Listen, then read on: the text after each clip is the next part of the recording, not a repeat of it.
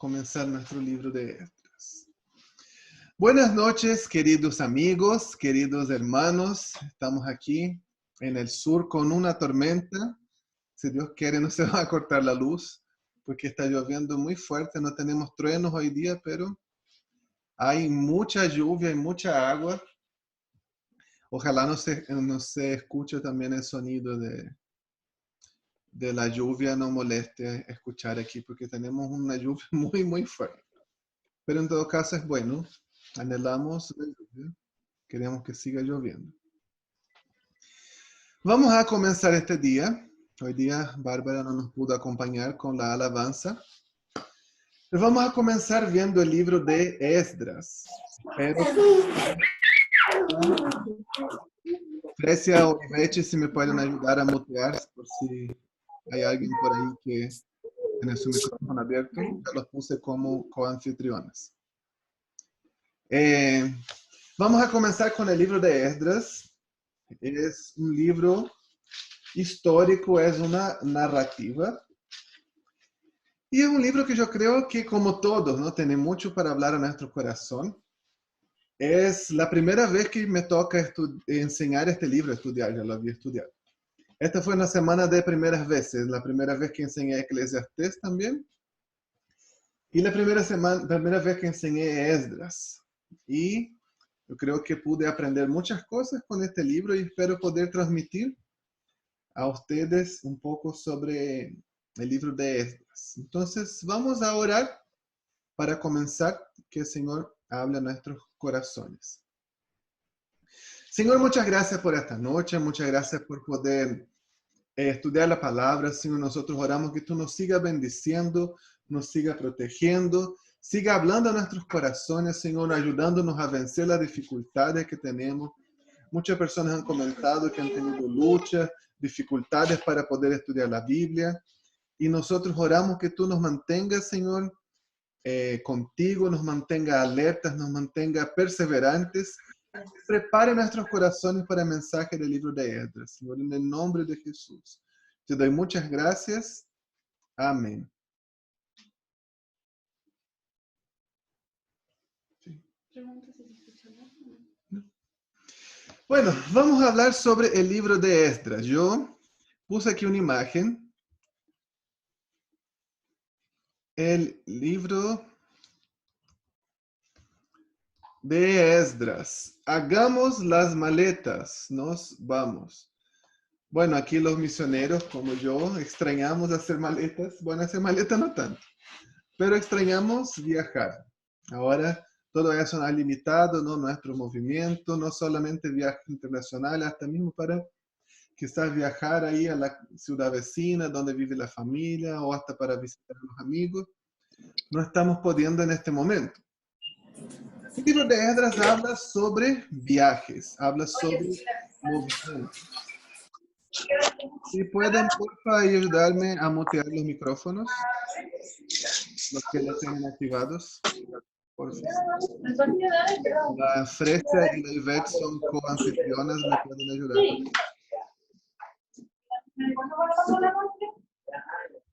El libro habla sobre dos viajes, dos grandes viajes. No sé. Ahí. Bueno, ahora sí. El libro habla sobre dos grandes viajes que se hicieron. Pero, ¿quiénes son estos viajes? ¿Quiénes fueron? ¿De dónde venían y a dónde fueron? Algo que yo les pedí observar en el libro de Esdras, ¿no? Fueron los nombres de las personas. Había muchos nombres de personas, algunos no eran tan importantes. Los nombres de las listas quizás no serían tan importantes así, porque para ellos era importante. Para el entendimiento general y panorámico del libro quizás no es tan importante. Pero hay algunos nombres claves en el libro que tenemos que tener en mente. Y los lugares, de dónde vinieron, a dónde fueron, eso era muy importante. Y algo también que yo al final puse después, ¿no? Con el celular de Daniela, que los tiempos, las fechas son claves para entender ese libro, si no, vamos a entender errado. Y tenemos que entender en dónde estamos, en qué momento estamos, qué es lo que estaba sucediendo en la historia. Y para eso yo tengo aquí una línea de tiempo para explicar un poco de este momento. Acompáñenme aquí. Si tiene alguna pregunta, puede escribir en el chat o puede activar tu micrófono y preguntar también. Pero es muy importante situarnos dónde estamos, en qué momento está Esdras, en qué momento está este libro.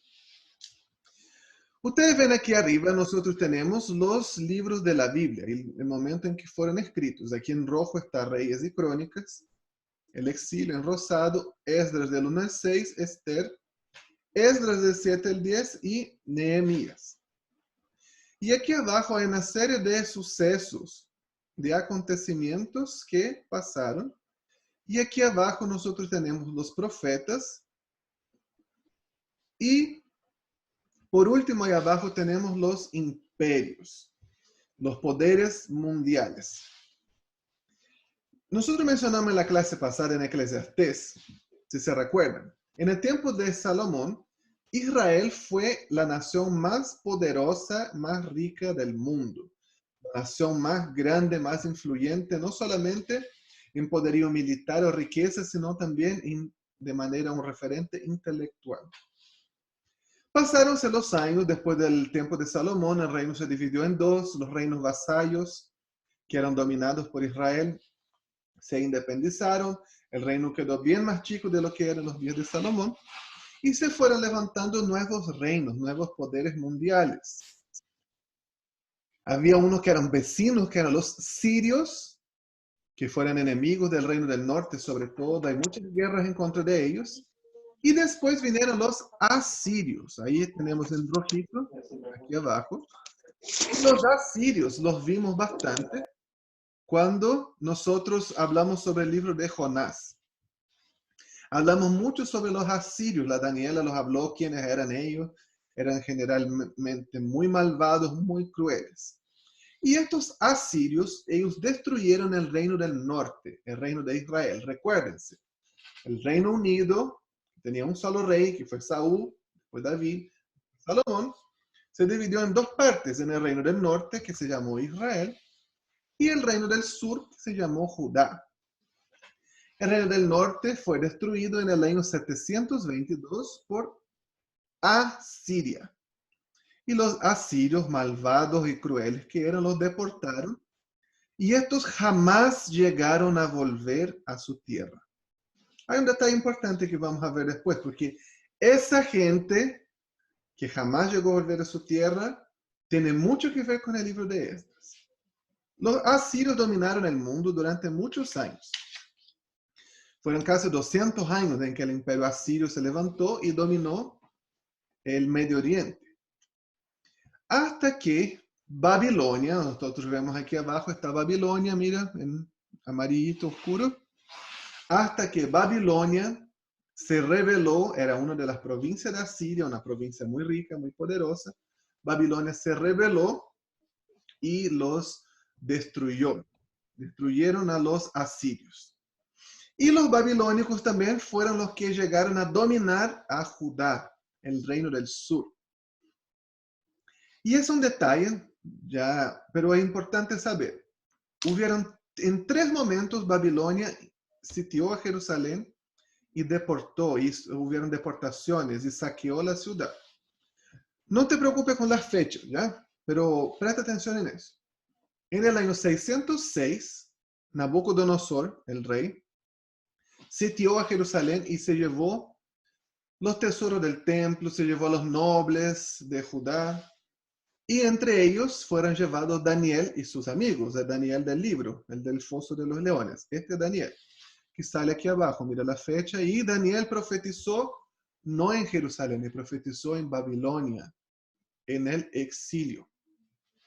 Pasaronse algunos años en el año 597 a.C., nuevamente los babilónicos vienen, sitian a Jerusalén y hacen una segunda deportación. Y en esta segunda deportación fue Ezequiel. ¿Ven Ezequiel aquí abajo? Ezequiel fue llevado cautivo en la segunda deportación y Ezequiel era un sacerdote. Daniel era un noble y Ezequiel era un sacerdote.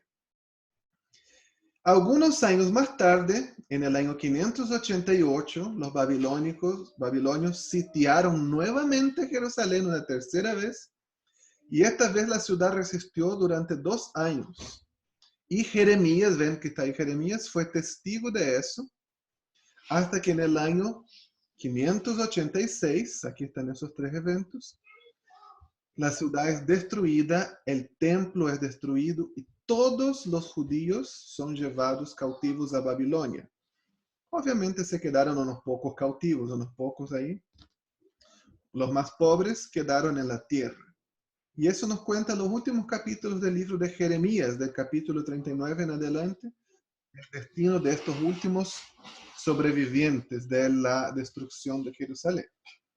En el 586 la ciudad fue destruida, sus muros fueron destruidos, quemaron la ciudad, el templo, todo, no quedó nada. Y fueron llevados a Babilonia al exilio. Estuvieron ahí 70 años en el exilio, y Esdras comienza con la caída de Babilonia. En el año 539, vemos ahí, el rey Ciro de Persia destruyó a Babilonia. Y la política de guerra de Persia era muy diferente. Los persas no querían ser esclavos. ¿Qué es lo que querían los persas? Los persas querían que cada pueblo adorase a su Dios. Ellos creían que los dioses eran territoriales. Entonces, todos los esclavos que Asiria había hecho, que Babilonia había hecho, los mandó, los permitió, si quieren volver a su tierra, vuelvan a su tierra, adoren a su Dios. Y de esta manera Ciro fue muy popular, fue muy querido y amado por la gente. Y ellos de esta manera evitaban las rebeliones también, manteniendo el pueblo contento, feliz, haciendo sus cosas, adorando a sus dioses, hablando sus idiomas. Entonces, los primeros capítulos de Esdras, del 1 al 6, cuentan de este periodo, el primer regreso, y el líder de este primer movimiento fue Zorobabel. Le estoy dando el panorama general, después vamos a ver los detalles. Entre Esdras capítulo 6 y Esdras capítulo 7 hay un lapso de aproximadamente 60 años. Desde que se terminó de construir el templo, que es lo que cuenta Esdras capítulo 6, hasta que el sacerdote Esdras va a Jerusalén en el capítulo 7, se pasaron casi 60 años. Y durante ese periodo sucedió la historia de Esther. No sucedió en Jerusalén, sucedió en Persia, en la ciudad de Susa, una de las capitales de Persia. Entonces, es importante entender este lapso de tiempo que ocurre entre el primer retorno y el segundo retorno. Y el libro de 7 al 10 cuenta del segundo retorno, y el libro de Nehemías cuenta del tercer retorno. Entonces hubieron 3 deportaciones y también hubieron 3 retornos a Jerusalén. Entonces, los profetas que profetizaron durante el exilio, vemos aquí, fueron Ezequiel y Daniel. Y los profetas que profetizaron después que ellos regresaron del exilio fueron Ageo y Zacarías durante el primer retorno, y Malaquías durante el segundo y el tercer retorno. ¿Ok? Eso es un panorama general, para que nos ubiquemos en dónde estamos, para que entendamos un poco más el libro. Ese PowerPoint yo les voy a mandar también. Entendamos también el contexto geográfico en que ellos estaban. Ellos estaban cautivos en Babilonia. Vemos ahí en el mapa. Aquí estaba Babilonia. Ellos eran de Jerusalén, al otro lado. Es una distancia de aproximadamente 1500 kilómetros. O sea, es un tiempo muy largo, una distancia muy lejana y un tiempo muy largo. El tiempo de viaje que se demoraba era aproximadamente 4 meses. En su primer retorno fueron aproximadamente unas 50,000 personas. ¿Y por qué hacían esta vuelta? No iban directo. Porque por aquí, por el medio, estaba el desierto de Arabia. Entonces ellos iban bordeando el río Éufrates y después bajaban por la Palestina. Esa era la ruta comercial que hacían para ir a Egipto también, no cruzaban por el medio del desierto. Un terreno muy árido, desértico, difícil, en caravana, con camellos, llevando cosas. Entonces era un viaje muy largo. Aquí nosotros tenemos un mapa de Asiria. Nosotros vemos que Asiria era lo que estaba en rojo y Babilonia en morado. La extensión territorial de ellos era muy similar, fueron muy parecidos. Ambos imperios trabajaban con el idioma arameo, entonces eran muy similares en muchas cosas. Su política de guerra era cruel también, aunque un poco diferente, Ah, pero vemos que qué susto, vemos que el territorio de ellos era muy similar. Y aquí por último tenemos un mapa de Persia. Bueno, ahí está también Grecia, ¿no? Pero vemos que ahí en rosado está lo que fue el imperio babilónico y en amarillo el imperio persa.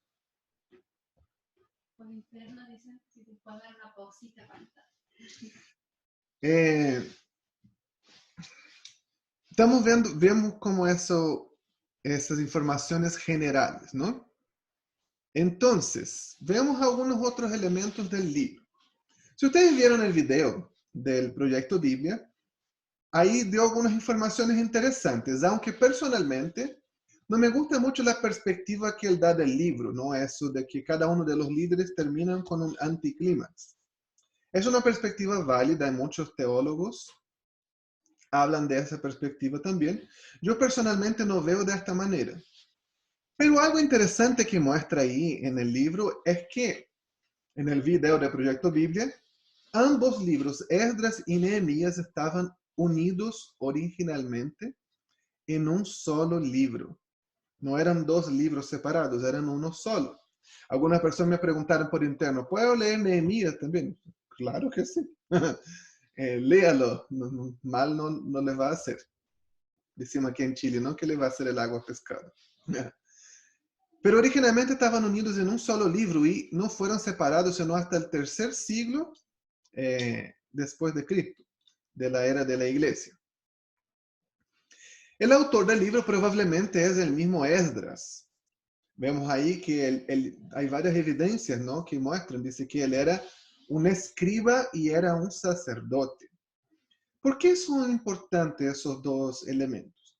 Al ser escriba, él sabía leer probablemente en arameo, también sabía leer en hebreo y escribir, que no era algo común para cualquier persona de estos días, y él tenía acceso a muchos documentos, tanto judíos como documentos oficiales también. Nosotros vemos que en el libro de Esdras, él transcribe algunas cartas. Y algo interesante es que el texto original de Esdras está escrito en hebreo, pero las cartas, las veces que dice la carta de los gobernadores al rey Artajerjes, al rey Darío, la carta que ellos mandaron al Ciro, esas cartas están transcritas, o sea, están copiadas.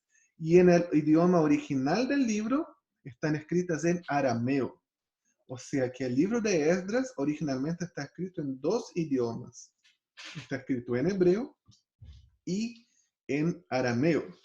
¿Quién mejor que un escriba real como era Esdras para poder hacer esto, ¿no? Tener acceso a todos esos documentos, a tener acceso a todas esas genealogías de listas de personas que él menciona. Y además dice que él era un sacerdote. ¿Y por qué yo le mandé también a observar en el libro con el código de color el templo y todo lo que tenía que ver con el templo, con los sacerdotes, con los levitas, con las ofrendas? Vemos claramente que la perspectiva de este libro es de un sacerdote. ¿Me entienden algo? No, uno siempre que va a hablar de algo, o va a escribir de algo, va a contar de algo, uno va a hablar desde su perspectiva, ¿cierto? Si a mí me gusta, no sé, vamos a pasear, por ejemplo, vamos a hacer un trekking.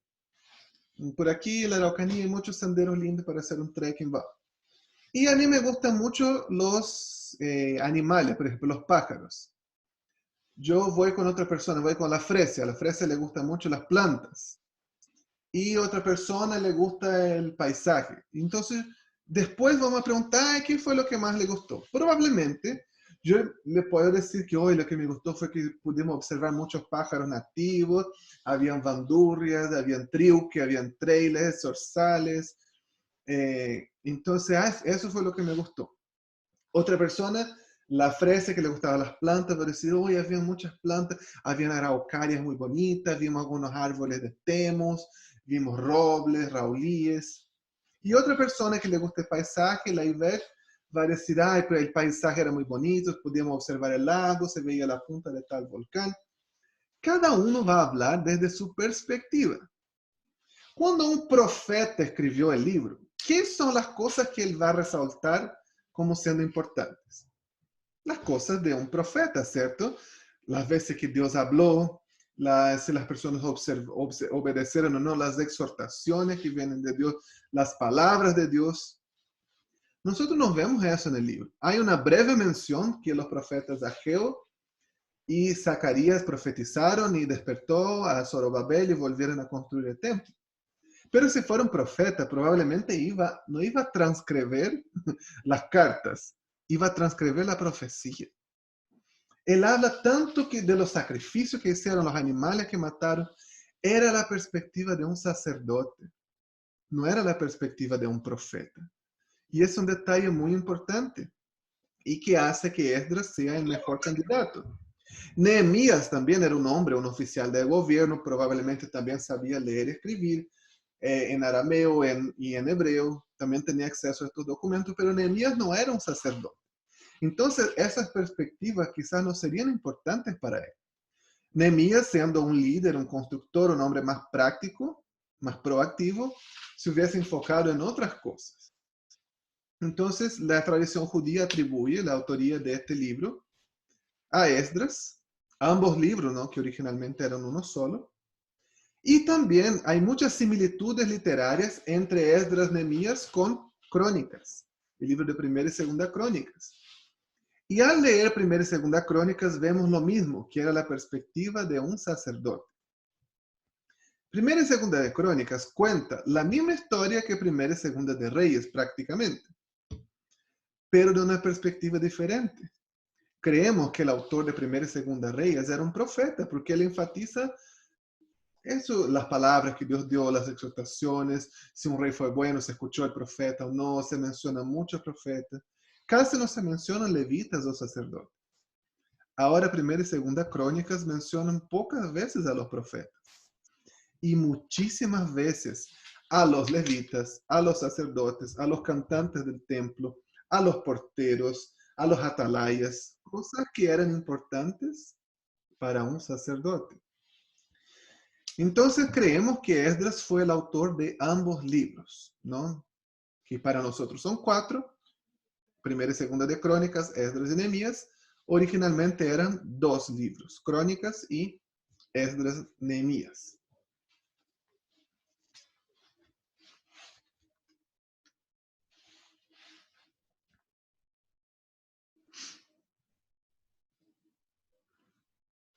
El libro abarca entonces los sucesos desde el primer retorno del decreto de Ciro, que fue en el año 539, hasta la conclusión de la restauración de los muros en el año 444.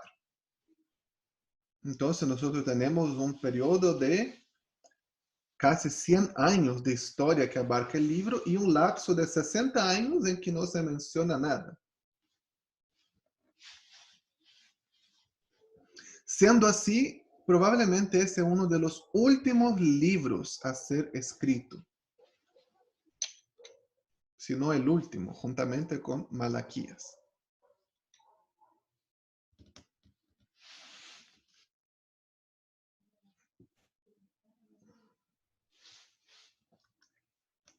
Ahora, hablemos un poco sobre el contexto histórico de los imperios. Ya dimos un panorama general. ¿Qué es lo que sucedió con los exiliados y con Babilonia? Aquí hay una otra imagen que yo quiero compartir. Nosotros tenemos aquí Judá, está en verde, ¿cierto? Y Israel está en morado o lila. ¿Qué es lo que sucedió? Tenga eso en mente. Año 722, el poder mundial era Asiria. Recuerda los malos ahí de Jonás, malvados, que partían a las personas a la mitad, cortaban sus extremidades, eso. Vinieron, sitiaron a Samaria y destruyeron el reino del norte. Eso nos cuenta Segunda de Reyes capítulo 17. Tome nota ahí, puede leerlo después. ¿Qué hicieron entonces los asirios? Destruyeron a Israel y todos los del reino del norte los deportaron. O sea, los sacaron de ahí, como muestran las flechitas ahí moradas, y los llevaron a vivir en otros lugares. Y la flechita amarilla dice, Asiria lleva gentiles para repoblar Israel. Entonces trajeron gentes de otros lugares para poblar el reino del norte. Eso era una política de guerra de Asiria, porque nadie se iba a rebelar para defender una tierra que no era suya, ¿cierto? Porque, no sé, uno se rebela o lucha por su propia tierra. Y obligándose así, de cierta manera, separándolos, mezclando, las naciones perdían su identidad cultural. Entonces, ¿qué es lo que sucedió? Segunda de Reyes capítulo 17 dice que los sobrevivientes ahí de Israel se mezclaron con esos que vinieron de otros pueblos y comenzaron a adorar a otros dioses. Y dice que Dios castigó a esta gente porque estaban adorando a otro Dios. Y los asirios mandaron entonces de vuelta a algunos que les enseñaran la ley de Jehová a ese nuevo pueblo que estaba ahí, ese pueblo mestizo. Entonces, este pueblo fue conocido como el pueblo samaritano, el pueblo semi-judío. Adoraban a Jehová, a Dios, pero no a la manera que prescribe la ley. Y muy probablemente, además de adorar a Jehová, tenían prácticas paganas, hacían otros rituales, otros cultos, juntamente con el culto a Jehová. Ahora, años más tarde, el año es 586, Babilonia destruye a Judá, a Jerusalén, y lleva, vemos ahí la flechita verde, los cautivos a Babilonia. Y los judíos se establecieron ahí en toda esta región. Pero los babilónicos no los obligaron a separarse, sino que estaban ahí, no podían volver a su tierra, pero tuvieron cierta libertad para movilizarse, tuvieron cierta libertad para comerciar, para hacer su vida en Babilonia. Hay muchos registros arqueológicos que de hecho comprueban que los judíos llegaron a tener una buena vida en Babilonia. Tuvieron comercio, fueron dueños de negocios, ellos caminaban por las rutas comerciales, trayendo productos, especies, vendiendo, y se establecieron ahí. El libro mismo de Jeremías, del profeta Jeremías, él profetizó y dice, cásense, compren tierra, planten viñas, porque el exilio será largo.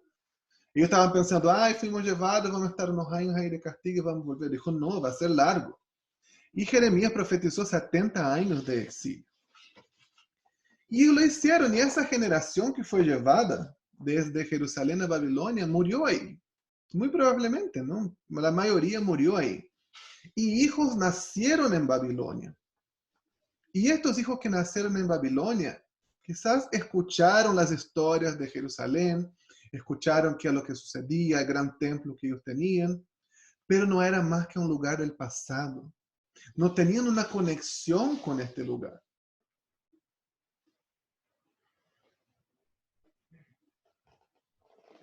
Y ahí vivieron, nacieron en este lugar, crecieron, se casaron, comenzaron a hablar arameo más que el hebreo. Y ahora no había templo, ¿cierto? El templo fue destruido. ¿Qué pasaba de su relación con Dios? ¿No? Se cree que muchos de los salmos fueran recompilados en ese tiempo en que ellos estaban en el exilio, no tenían el templo, entonces los salmos eran su manera de meditar, de orar, de hablar con Dios. Y ellos se dedicaron entonces a leer la ley, estudiar la palabra de Dios y guardar sus mandamientos en el exilio era su manera ahora de conectarse con Dios, ya que el templo ya no existía más. Y en ese tiempo en que ellos vivían en el exilio surgió una institución muy importante que nosotros vemos mucho en el Nuevo Testamento, que es la sinagoga. ¿Qué era entonces una sinagoga? Era un lugar, un edificio, un lugar donde ellos se juntaban para leer la ley, para orar, para estudiar la palabra de Dios, para cultuar. Pero no podían hacer sacrificios. Entonces era solamente un lugar de estudio y de oración.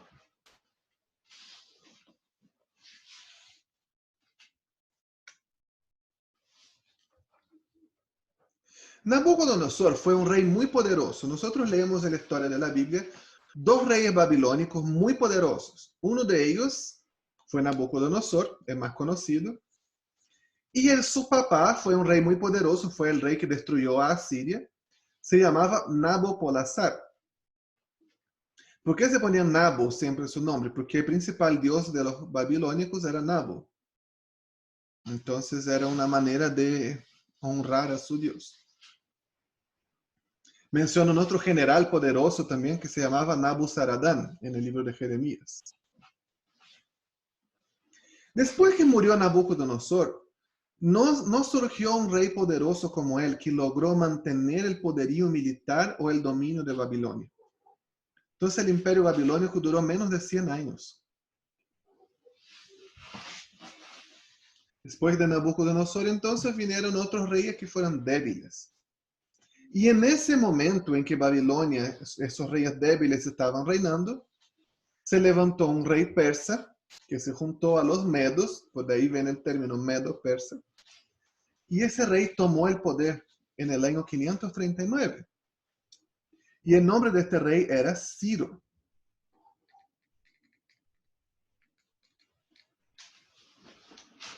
Pero la caída de Babilonia no fue algo así terrible, no hubo destrucción, no hubo muerte. Los reyes eran débiles. Ciro era un rey fuerte.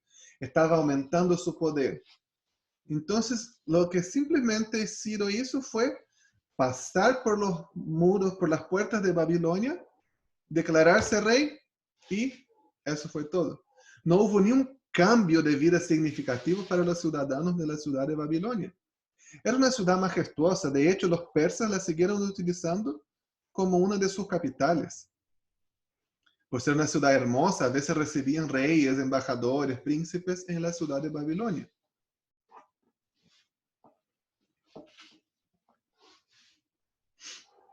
Entonces, cuando Ciro toma el poder, no hubo guerra, no hubo resistencia, simplemente dejó de ser un rey babilónico y comenzó a ser un rey persa. Ahora, no cambió muchas cosas.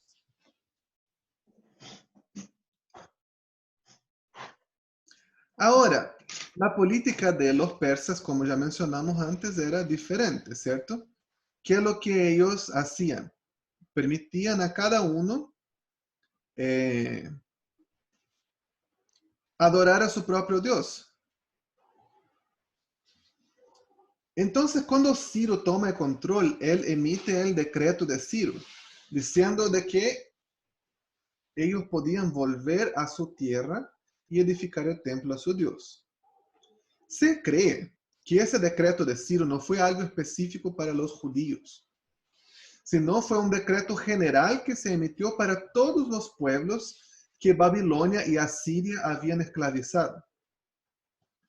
Y todos los pueblos pudiesen, era como, yo Ciro decreto que, y era como un espacio en blanco, así como, llene con su nombre aquí, que los judíos, que los sirios, que los de Tiro, que los de Sidón, que los de Moab, pueden volver a, rellene aquí con el nombre, Jerusalén, pueden volver a Tiro, a no sé, a cualquier lugar que quisieran para volver a cultuar a su Dios, porque creían en eso, que los dioses eran territoriales.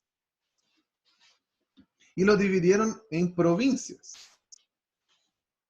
Nosotros vemos que en el libro de Esdras se menciona varias veces la provincia más allá del Éufrates. Algunas veces tú puedes encontrar como la provincia del Trans-Éufrates. Esa era la provincia donde estaba Judá.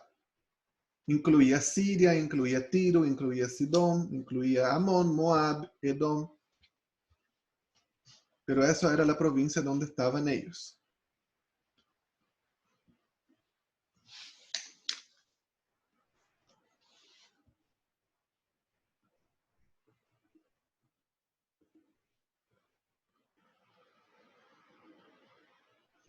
Esa gente que estaba en el exilio de Babilonia comenzaron entonces a meditar más en la ley, no buscar al Señor, tener sus reuniones de oración y de lectura de la palabra en las sinagogas. Y esas eran sus vidas, y la mayoría de esos deportados murió ahí.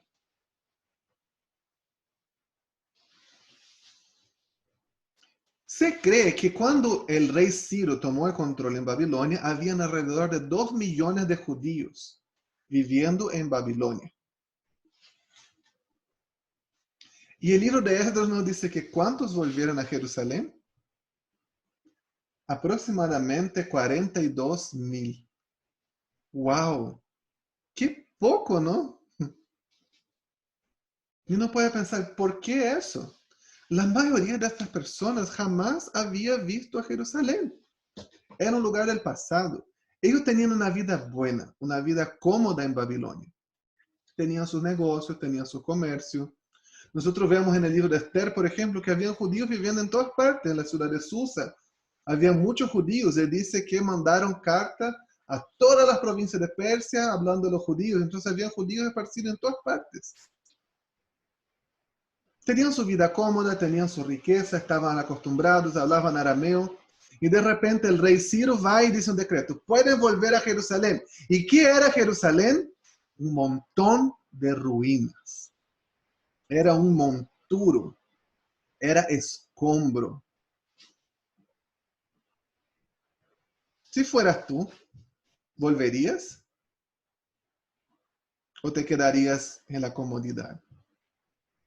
¿O te quedarías donde tú estabas? Donde estabas seguro. Te arriesgaría 4 meses de caminata por un camino peligroso, árido, para llegar a tener que mover piedras, levantar escombros.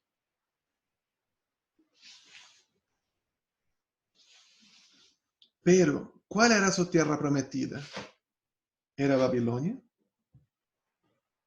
No, no era Babilonia. Su tierra prometida era Canaán. Ahí era donde ellos debían estar. Y la mayoría de ellos escogió quedarse en su comunidad, en el lugar donde estaban, en lugar de tener una vida difícil, a un lugar, tener que reconstruir, tener que rehacer las cosas. Esos que escogieron volver con Zorobabel en el primer retorno era gente realmente dedicada, gente que realmente amaba a Dios y quería tener una relación con Él. Sabían la importancia de tener un templo, de hacer sacrificios en el templo. Esa era su manera de relacionarse con Dios. Y volvieron con un corazón realmente de hacer bien las cosas. Ellos querían hacer. Y mientras yo estudiaba el libro y veía esta parte, ¿no?, que la mayoría de los judíos escogió no volver, el Señor habló tan fuerte en mi corazón. ¿Cuántas veces nosotros sabemos lo que tenemos que hacer? Sabemos cuál es nuestra tierra prometida. Sabemos dónde tenemos que estar. Pero es que es tan difícil. Mejor me quedo donde yo estoy. Mejor me quedo en la comodidad. ¿No es cierto? ¿O me pasa a mí nomás? Yo me recordaba de mi misma vida. Yo compartí con mi esposa y el Señor tocó tan fuerte en mi corazón hoy, mientras yo leía eso, ¿no? Mientras yo estudiaba eso. Yo les comentaba en otros momentos, yo llegué a Chile en el año 2009 para hacer la Escuela de Estudios Bíblicos y viví 8 años en Jucún, Pichilemu. En Pichilemu, ¿no?, trabajando con Jucún allá. Nosotros nos casamos allá. Nosotros teníamos una casa propia allá en Pichilemu. Nuestro hijo nació allá, es una base grande, teníamos nuestro ministerio establecido, éramos líderes de ministerio, dirigíamos escuela, teníamos nuestro líder que nos pastoreaba, nos guiaba, teníamos muchos amigos. En nuestra edad pequeña vivíamos bien. no teníamos dificultades financieras y era cómoda la vida allá. No, bueno, sí, habían dificultades, pero hoy día yo cuando paro a recordar mis tiempos allá, yo digo, pucha, ¿cómo vivíamos bien? Teníamos tantos amigos, estábamos siempre en contacto con gente, liderábamos nuestro ministerio, sabíamos lo que teníamos que hacer, trabajábamos en el Ministerio de Estudios Bíblicos, que era lo que nos gustaba, lo que nos apasionaba. Y el Señor nos llamó a salir de allá y venir a un lugar donde no había nada establecido, nada listo, a restaurar las ruinas.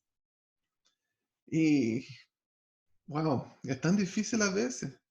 En ese proceso nosotros perdimos nuestra casa, nosotros estamos no, trabajando, esforzando, creyendo en las promesas de Dios, pero no vemos nada concreto aún.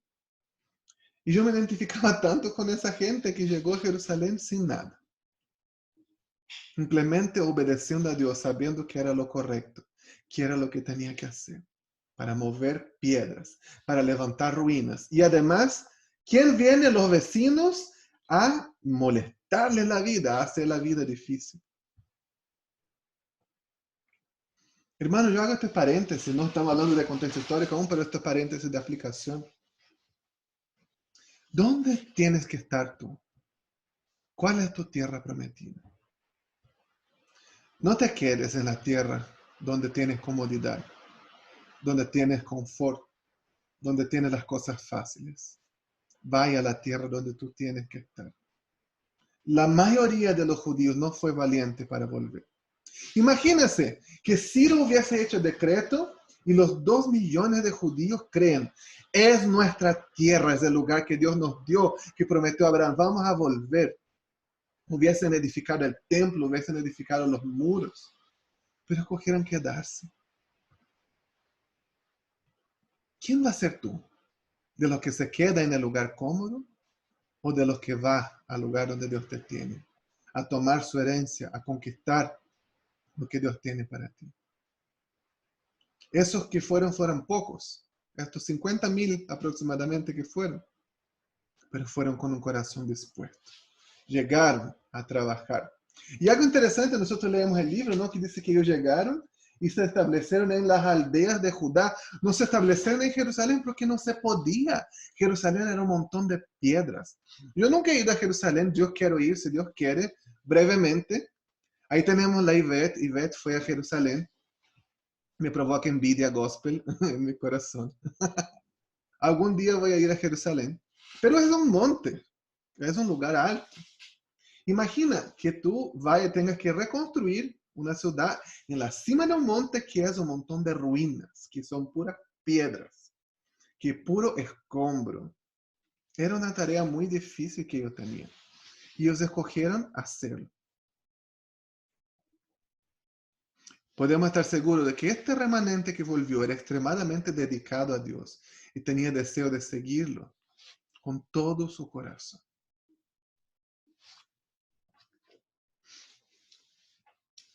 ¿Qué información tenemos del libro entonces hasta ahora? El autor del libro es Esdras. Los destinatarios son esta comunidad de los que regresaron del exilio.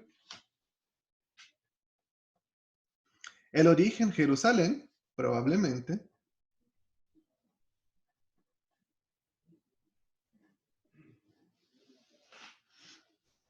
Y la fecha. Nosotros vamos a trabajar con la fecha de Esdras, porque creemos que él es el autor del libro. Esdras regresó de Babilonia a Jerusalén en el año 458 antes de Cristo. Y vamos a poner hasta el año 430, porque creemos que es cuando fue escrito la última libro, que es la profecía de Malaquías.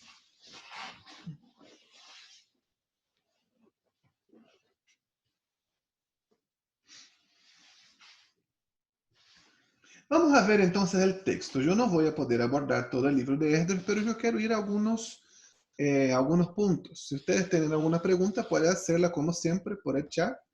O si quieren activar su micrófono y hacer la pregunta, sería muy lindo mirar a sus ojos mientras me preguntan. Vamos a ver algunas partes del texto. Hay algunas partes difíciles también, ¿no? Quizás de entender.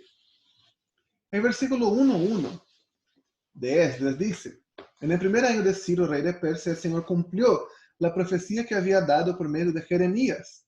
Movió el corazón de Ciro poner por escrito el siguiente edicto y enviarlo a todo el reino. ¿Cuál profecía de Jeremías era? Esto sale en Jeremías 25:11 y Jeremías 29:10. Jeremías 25:11 y Jeremías 29:10. Que él profetizaba que serían 70 años de exilio.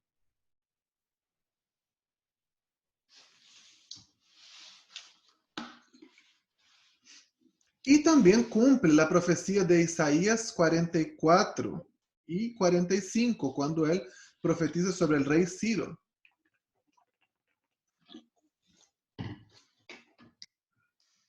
Algunos historiadores dicen que Isaías fue escrito alrededor del año 780 antes de Cristo. Y estamos hablando aquí de Ciro en el año 539. Tenemos 150 años aproximadamente de diferencia, 140 años. Entonces, en el Isaías 45 dice, y aquí dice Jehová, dice a Ciro, a su ungido: yo seco río delante de ti, no hay puerta de bronce, ni cerrojo de hierro. Y lo mencionaba por nombre. Y dicen algunos historiadores que cuando Ciro le mostraron esa profecía de Isaías 150 años antes, que lo mencionaba él por su nombre, y quedó tan impactado que él favoreció mucho a los judíos, además de dejarlos volver, les dio dinero para su templo. Fue como muy favorable a los judíos durante todo su tiempo de reinado.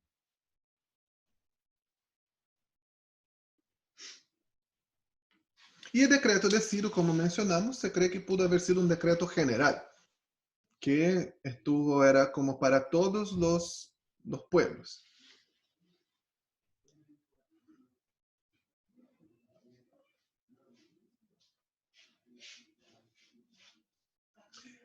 ¿Cuál es el tiempo del exilio? Hay dos fechas que nosotros manejamos. El exilio duró ¿cuánto? 70 años. Dependiendo del comentarista que tú leas o de la Biblia, tú vas a leer, algunas personas ponen el exilio la fecha del año 606, que fue la primera deportación, cuando se llevaron a Daniel, hasta el año 536, que es cuando llegó Zorobabel y reedificó los cimientos reedificó el altar y los cimientos del templo. Entonces sería del 606 al 536. Pero hay algunos otros comentaristas que no ponen el exilio de esta manera, sino ponen el exilio desde que era Jerusalén, desde que el templo fue destruido en el 586, hasta que el templo fue concluido en el 516. Entonces ustedes pueden encontrar esas dos variaciones de la fecha del exilio. Yo personalmente prefiero manejar el exilio la primera fecha, del 606 al 536. Pero ustedes pueden encontrar también otros comentaristas que dicen algo diferente.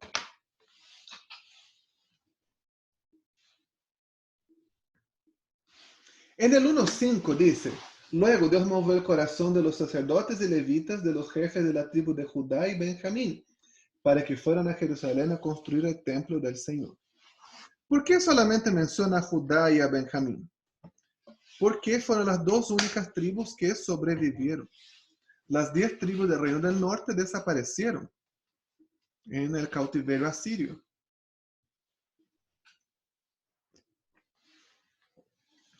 Solamente sobrevivió Judá y Benjamín, y los levitas también, ¿no?, que estaban entre ellos. Pero los levitas no son contados entre las 12 tribus, serían la 13ª tribu.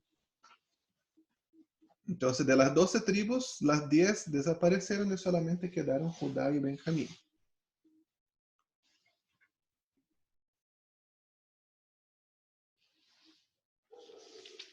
Y yo encuentro interesante los detalles del libro, ¿no?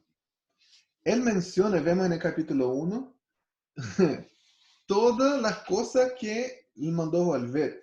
¿Cuántos tazones de oro? ¿Cuántos tazones de plata? recipientes, cuchara, tenedor, salero, pimentero, no, mentira. Un cuchillito y un tenedor, no. Pero menciona todos los utensilios que él trajo. Ahora vean los detalles. A veces nosotros pensamos que el Señor no se preocupa de nuestra vida, de nuestras cosas. Miren los detalles. Dios se preocupó de cucharas, de tazones, de vasos.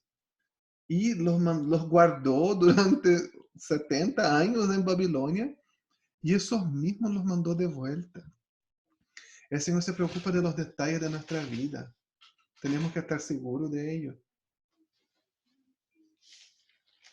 Dice que fueron 5.400 artículos de oro y de plata que mandó de vuelta. Mira, le hicieron la cuenta.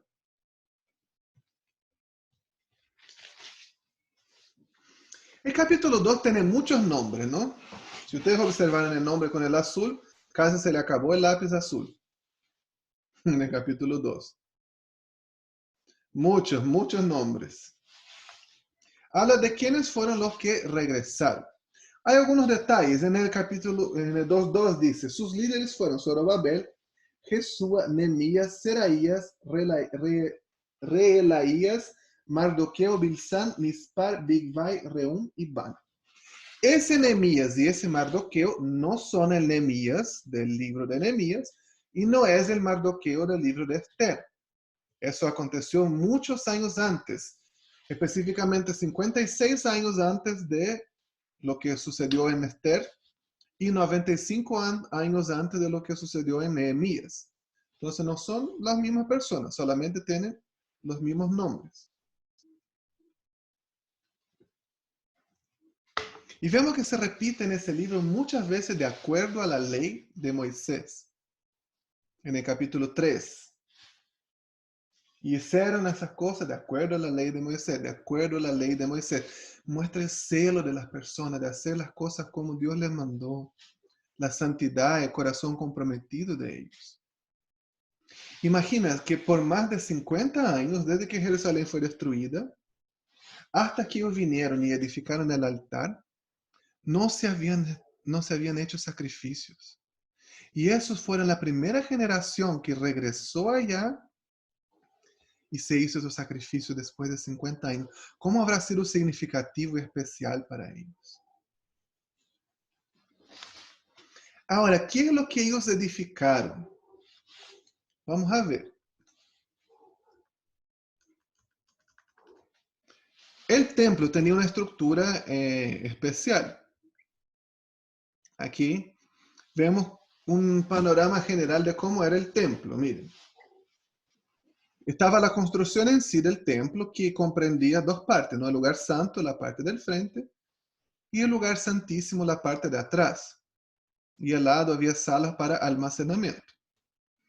Y afuera estaba el altar. En el patio, como al frente, estaba el altar y la pila de bronce o el mar de bronce. Si nosotros lo viésemos del alto, sería más o menos así, como la planta del templo, ¿no? Aquí estaba el altar y aquí estaba la pila de bronce. Y habían al lado varias pilas para lavarse. Imagina que todos esos sacrificios incluían mucha sangre.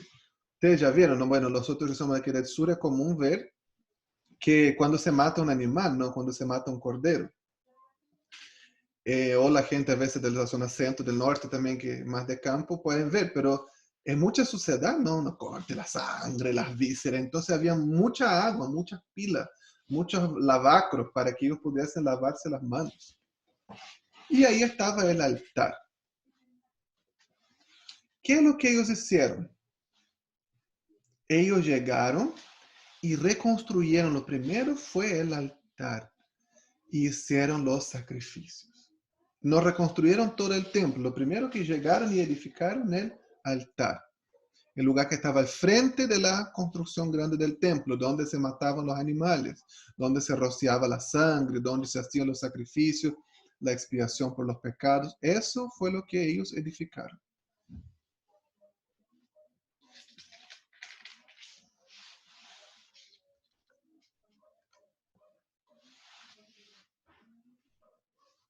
Y hicieron todo de acuerdo a la ley de Moisés, los sacrificios, todo. Y el capítulo 3, de los versículos 10 al 13, yo encuentro algo muy lindo. Dice, cuando los constructores terminaron los cimientos del templo del Señor, los sacerdotes se pusieron sus mantos, tomaron su lugar para tocar las trompetas. Luego los levitas, descendientes de Asaf, hicieron sonar sus símbolos para alabar al Señor, tal como había establecido el rey David, con alabanza, agradecimiento y entonar el siguiente canto al Señor. Él es tan bueno. Su fiel amor por Israel permanece para siempre. Luego todo el pueblo dio un fuerte grito alabando al Señor porque habían echado los cimientos del templo del Señor. Sin embargo, muchos de los sacerdotes, levitas y otros líderes de edad avanzada que habían visto el primer templo lloraron en voz alta al ver los cimientos del nuevo templo. Los demás, en cambio, gritaban de alegría. Los gritos de alegría se mezclaron con el llanto y produjeron un clamor que podía oírse a gran distancia. Yo me imagino esta escena, ¿no? La presencia de Dios que tuvo que haberse sentido ahí, algo tan fuerte. Ellos, después de hacer todos los sacrificios, lanzaron los cimientos del templo, hicieron la base. Eran solamente los cimientos. Pero ellos estaban declarando, estamos trayendo nuevamente la presencia de Dios para habitar en nuestro medio. Y los descendientes de los levitas pusieron sus ropas, sonaron las trompetas, tocaron los símbolos que eran otro instrumento y comenzaron a alegrarse, a declarar: el Señor es tan bueno. Hay un salmo, uno de mis salmos favoritos, el Salmo 126, ¿no? Dice, cuando el Señor trajo de vuelta a los cautivos a Sion, fue como un sueño, entonces nuestra boca se llenó de risa y nuestra lengua con cánticos. Y entre todas las naciones se decía, grandes cosas ha hecho Jehová. Por eso estamos alegres, por eso estamos contentos. Y yo me imagino este día la gente alegre, contenta. Pero no habían entre ellos algunos ancianos, tendrían que ser ya muy viejitos, que vieron el primer templo en su gloria y sintieron ese dolor que el pecado trajo, que los destruyó, lo hizo vivir como extranjeros en la tierra. Quizás para la nueva generación era como, ¡wow! Estamos conquistando algo nuevo. Pero para los más viejos era, mira lo que nosotros perdimos. Y hubo tanta emoción y dice que el llanto de alegría se mezcló con el de tristeza, se podía escuchar a gran distancia. Imagínense ese momento. Imagina cómo fue para ellos ese momento, ahí, este momento de dedicación, de honra, ese momento solemne delante del Señor. ¿Y sabe lo que yo pienso en eso? Cómo nosotros debemos expresar nuestro corazón, nuestras emociones, cómo nos sentimos al Señor. Porque muchas veces no los hacemos, ¿verdad? Hay que expresar la alegría, pero también la tristeza, pero delante de quién? ¿A dónde expreso la tristeza? En mis historias de Instagram, en los grupos de WhatsApp. Le expreso a todo el mundo, menos al Señor, menos donde tiene que ser. Y debemos demostrar eso a Él. Y el capítulo 4 habla de la oposición. Por eso yo digo que algo tan importante era observar los tiempos en el libro. Si nosotros leemos el capítulo 4 sin tener en cuenta los tiempos, vamos a entender que simplemente hubieron ese problema y esas cartas y eso fue lo que detuvo la construcción del templo. Pero no fue así. El capítulo 4 habla de una larga historia de problemas de ellos con los vecinos, con los samaritanos. Esta gente que estaba ahí, que fue los que se mezclaron de los asirios con los israelitas, los samaritanos se casaron con otros, tenían esas prácticas de sincretismo religioso. Y ellos llegaron, nosotros también queremos ayudar. Y esta gente que había estado en Babilonia, que escogió dejar su comodidad para vivir esta vida de agradar a Dios, de buscar reconstruir la nación, tenían tanto celo que dijo, no queremos su ayuda.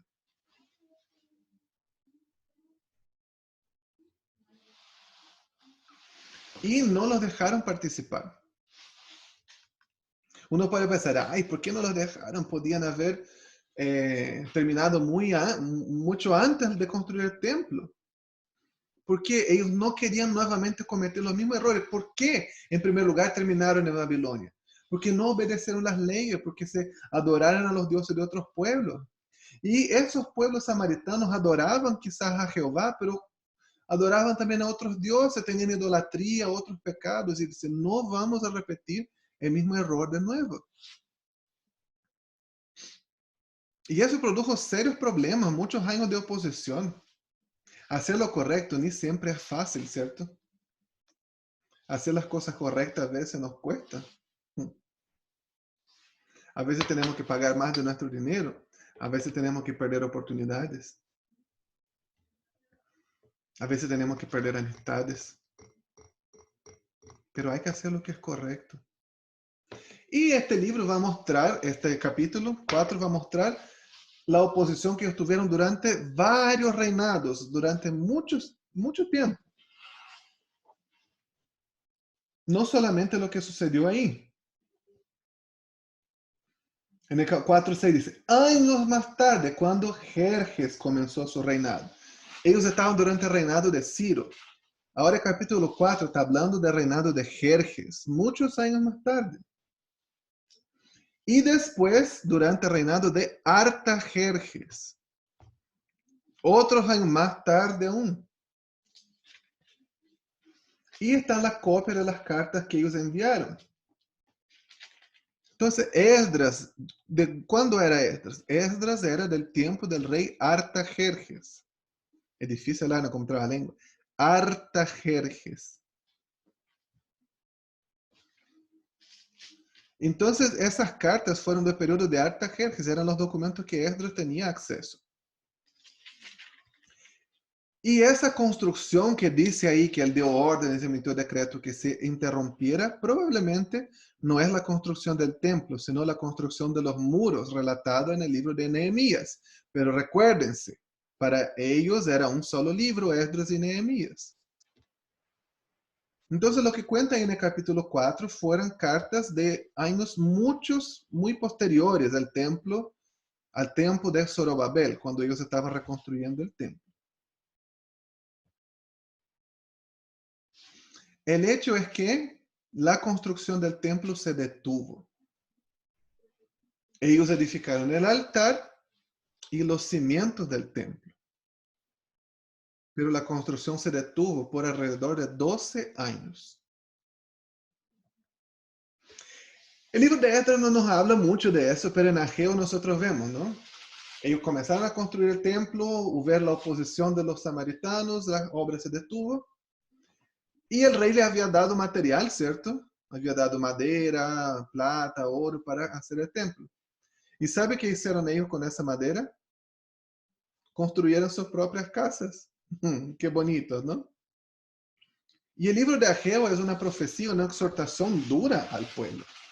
Y es como, bueno, ustedes gastaron la madera, ahora suban al monte, traigan madera para edificar la casa. Ustedes están todos ahí con sus casas atesoradas, bonitas, mientras mi casa está desierta y asolada.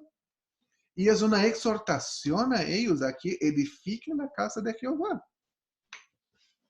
Y el libro de Esdras menciona también, Esdras 5:1, en ese tiempo los profetas Ageo y Zacarías, hijo de Ido, profetizaron a los judíos que estaban en Judá y en Jerusalén. Hablaron en nombre de Dios de Israel, quien estaba sobre ellos.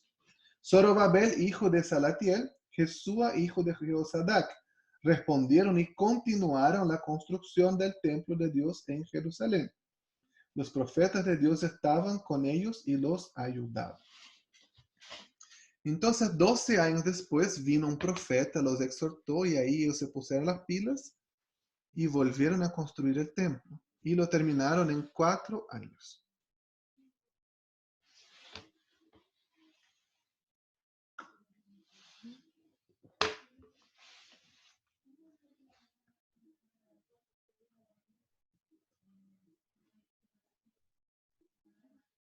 Solo una cosa que se me olvidó mencionar, esos reyes que se menciona ahí en el capítulo 4.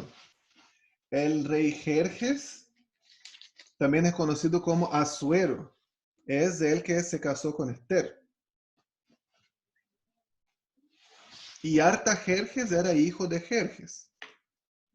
Algunos creen que podía haber sido hijo de Esther, pero también podría no ser hijo de Esther. El rey tenía chorrocientas mujeres, entonces no necesariamente era el hijo de Esther.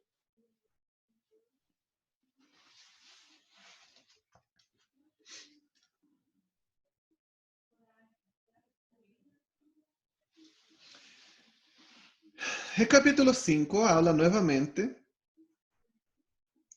de la oposición ahí mientras ellos estaban construyendo el templo. Hay nuevamente una carta. Y hay un detalle en el capítulo 5, menciona hay un hombre en el versículo 16. Así que ese tal Sesbazar llegó y echó los cimientos del templo de Dios en Jerusalén. ¿Quién era Sesbazar? Hay dos posturas diferentes sobre Sesbazar. Algunos creen que Sesbazar era el nombre persa de Zorobabel. Zorobabel significa plantado en Babel.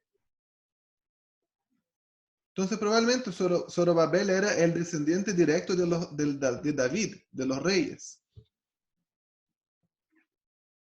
Entonces, para los judíos el significado de su nombre es muy importante. Quizás su padre asumió, nosotros nos vamos a volver, vamos a estar aquí en Babilonia, entonces le puso Zorobabel, que significa plantado en Babel.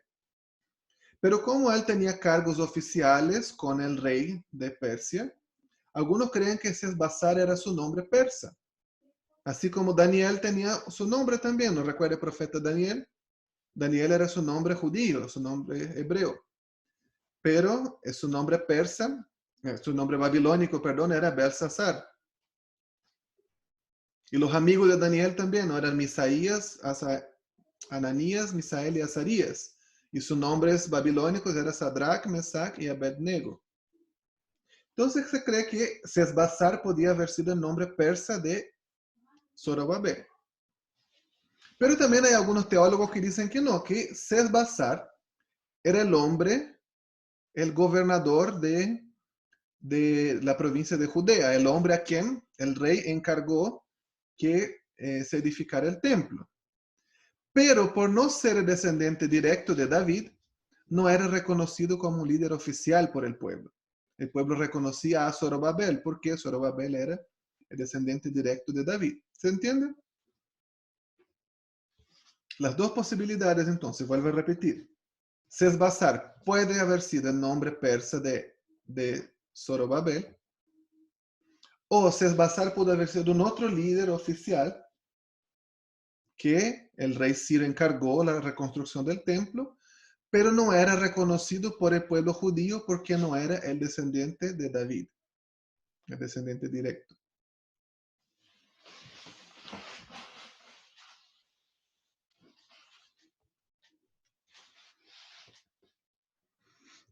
Y el capítulo 6 habla sobre la dedicación del templo.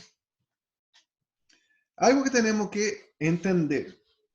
El templo de Zorobabel para la nueva generación era un logro, pero no era nada en comparación al templo antiguo de Salomón. Como decimos aquí en el sur, el templo de Zorobabel era muy piñufla. No tenía ni un brillo al lado del templo de Salomón. Hay algunas comparaciones que se hacen entre los dos templos para que tengamos una idea.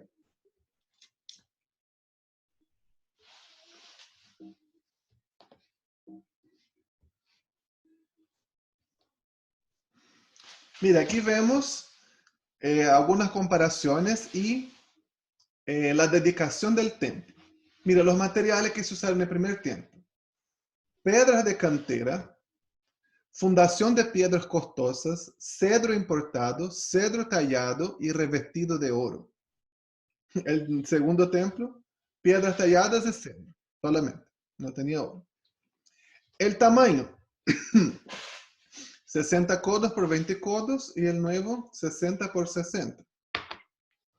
Tiempo de construcción. El templo de Salomón demoró 7 años para ser construido con muchos trabajadores.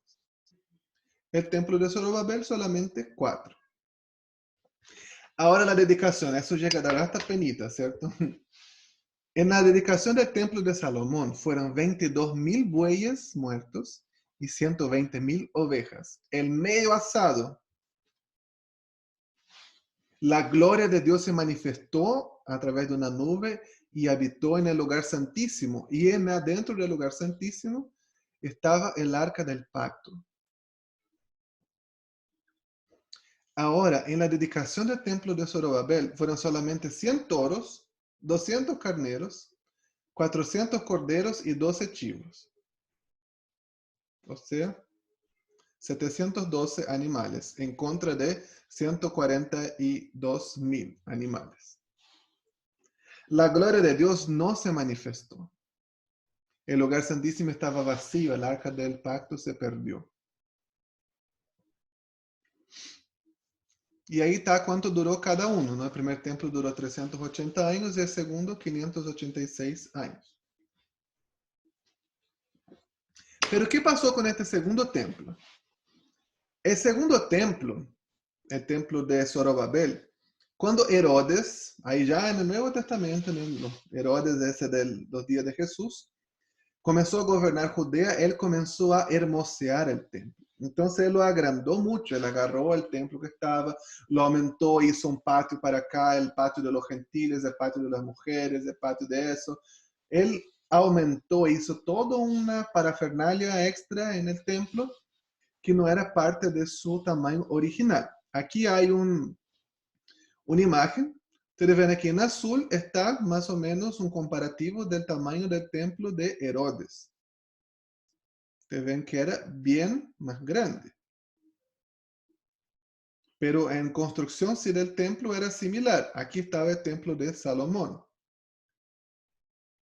Y aquí en café más arriba está cuál era el tamaño del tabernáculo. Cuando ellos vivían por el desierto, cuál era el tamaño del tabernáculo. Y en verde tenemos el tamaño de una cancha de fútbol americano, moderno. Para que puedan tener más o menos una idea del tamaño que era.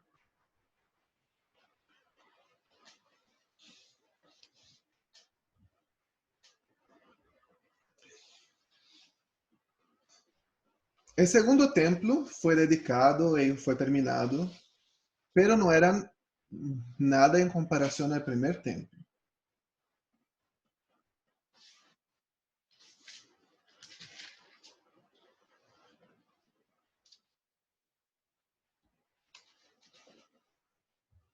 Y vemos que ellos celebraron, ellos disfrutaron eso, ellos celebraron la Pascua, la fiesta de los panes sin levadura.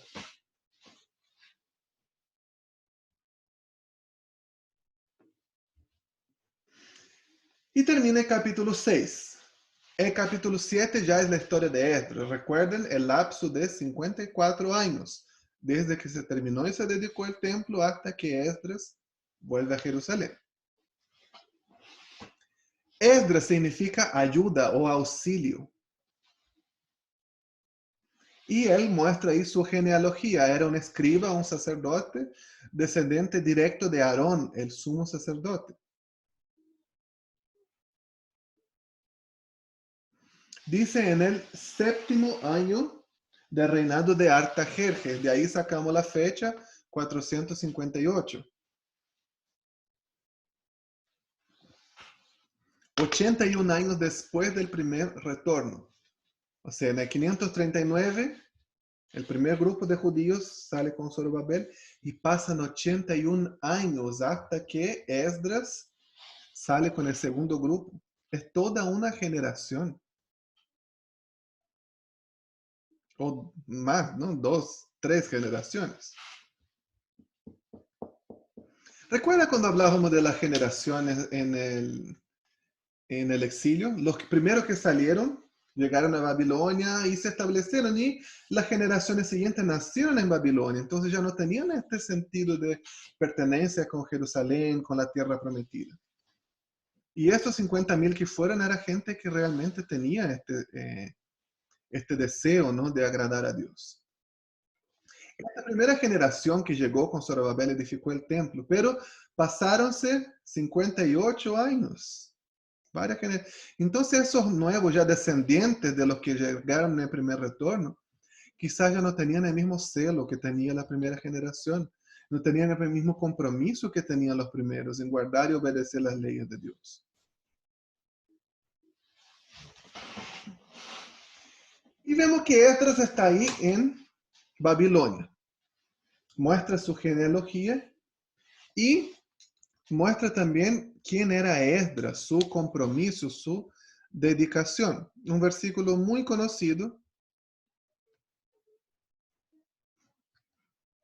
Esdras 7:10. Así fue porque Esdras había decidido estudiar y obedecer la ley del Señor, enseñar sus decretos y ordenanzas al pueblo de Israel. ¿Cuál es el proceso que dice ahí? Esdras, como el gran líder que fue, ¿qué es lo que hizo? ¿Llegó mandando? No, lo primero que dice, Esdras había decidido estudiar. Eso fue lo primero que él hizo. ¿Era fácil estudiar la ley del Señor? La gente en su día ya casi no hablaba hebreo, en su mayoría hablaban arameo. Él agarraba estos pergaminos, los estudiaba, no escudriñaba, era un descendiente directo de los sacerdotes. Él puso su corazón en eso. No es fácil. Ahora díganme ustedes, ¿es fácil estudiar la ley del Señor? ¿Qué experiencia están teniendo ustedes ahí con ese estudio bíblico que estamos haciendo? No es fácil. Parece que todo te resulta en contra, ¿no? Para que no estudies, para que permanezcamos ajenos a la ley de Dios. Yo me pongo a estudiar, qué sé yo lo que pasa, mi niño se cae, lo tengo que ver, el vecino toca la puerta, me suena el celular, todo sucede, todo conspira el universo para que yo no estudie. Así como es, tú tienes que poner tu corazón en eso. No va a ser fácil. ¿Creen que es fácil? No, no es fácil. Las cosas fáciles de la vida son valiosas. No. Una casa encuentra diamantes botados en la calle como una piedra. Estoy caminando así, pateé algo. Oh, mira, un diamante de este tamaño. Diamante de sangre. No, ¿dónde están los diamantes? En las profundidades. ¿Dónde está el oro? Yo tampoco ando pateando, no sé, oro en la calle. No. Las cosas valiosas están escondidas. Yo me recuerdo cuando mi hijo Natán era pequeñito. Natán nació prematuro. No fue mucho. Gracias a Dios nunca tuve riesgo vital, pero tenía algunos cuidados especiales. Nació muy chiquitito. Nació con 2,3 kilos. Salimos del hospital con 2,100 kilos. Y el médico nos advirtió, dijo, mire, si baja de 2 kilos, tienen que volver al hospital y internarlo. Entonces lo cuidábamos de así, cada 3 horas, levantaba, tomaba pecho, tenía, no podía. Teníamos que cuidarlo mucho. Y fue muy difícil su periodo de sueño. Se acostumbró a esta rutina de despertar cada 3 horas, comer. Y hasta casi un año él despertaba 3, 5 veces por noche. No dormíamos nada. Fue bien difícil al comienzo. Y yo me recuerdo que un día yo estaba así, ¿sabes? El día que tú estás cansado, más que cansado, estás destrozado, acabado, así como con la ojera que te llegan a la mitad de la cara, malhumorado, así. Yo estaba, oh no, destruido, cansado. Y yo estaba, ay Señor, ¿pero por qué? Yo quiero dormir, por favor, Señor, déjame dormir. ¿Por qué el niño no duerme? Oh, ayúdame. Y el Señor habló a mi corazón y me dijo, Tulio, tu hijo Natán es precioso para ti. Dijo, claro que es precioso, es muy precioso. Y el Señor me dijo, lo que es precioso, lo que es valioso cuesta. Lo que es valioso nunca es fácil. Hermano, lo que es valioso es difícil. Hay oposición, tenemos que esperar oposición. Quiere estudiar la palabra. Mire, vemos, Zorobabel enfrentó oposición, Esdras enfrentó oposición, si llega Manemías enfrentó. Tenemos que esperar oposición. Jesús dijo, en el mundo tendréis aflicciones, pero tened buen ánimo. Me recordé ahora, mientras hablaba eso, la historia de Martín Lutero. Todos conocemos a Martín Lutero, ¿no? El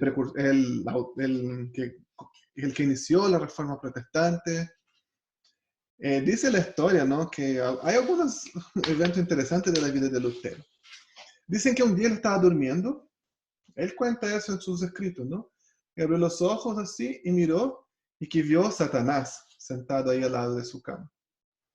Y lo miró y dijo, ah, ¿eres tú? Se dio vuelta y siguió durmiendo. Porque no le tenía miedo, confiaba en su Dios. Y una cierta vez, en un periodo de su vida, él estaba, desde que comenzó de la reforma, comenzó a sufrir mucha persecución, y él estaba cabalgando y se dio cuenta de que hacía 3 días no sufría ninguna persecución. Se bajó del caballo, se lanzó al suelo, se humilló, se arrodilló, se postró delante de Dios y dijo, Señor, perdóname, muéstrame qué es lo que he hecho, porque si no estoy sufriendo persecución es porque estoy en algún pecado. Entendía eso.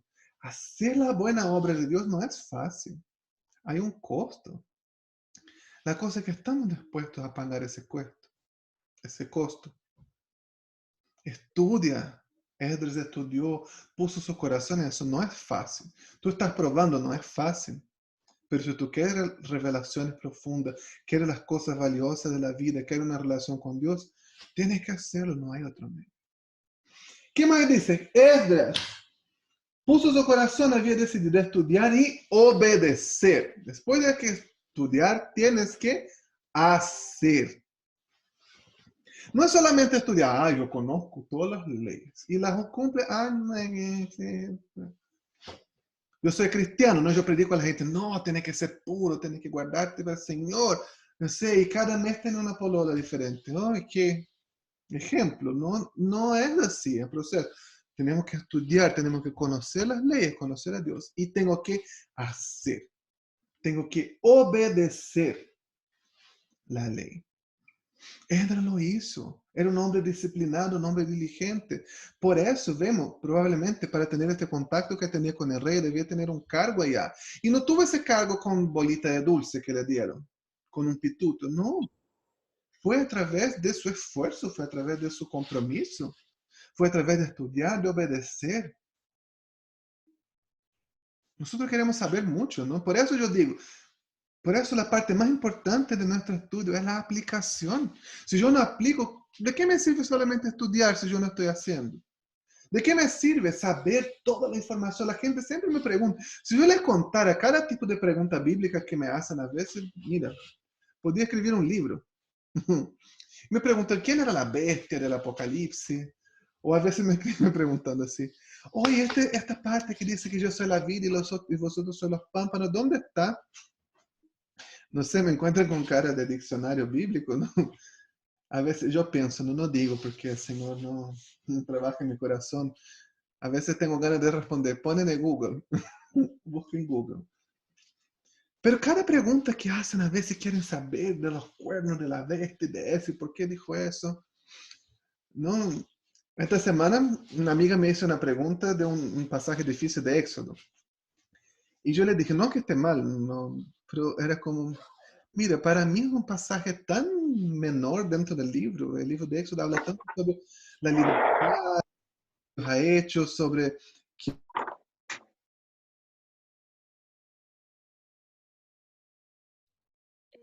Se mutió, por si acaso. que ellos están en el desierto y es como un pasaje tan así pequeño, así como nunca me dediqué a estudiar esto, ¿no?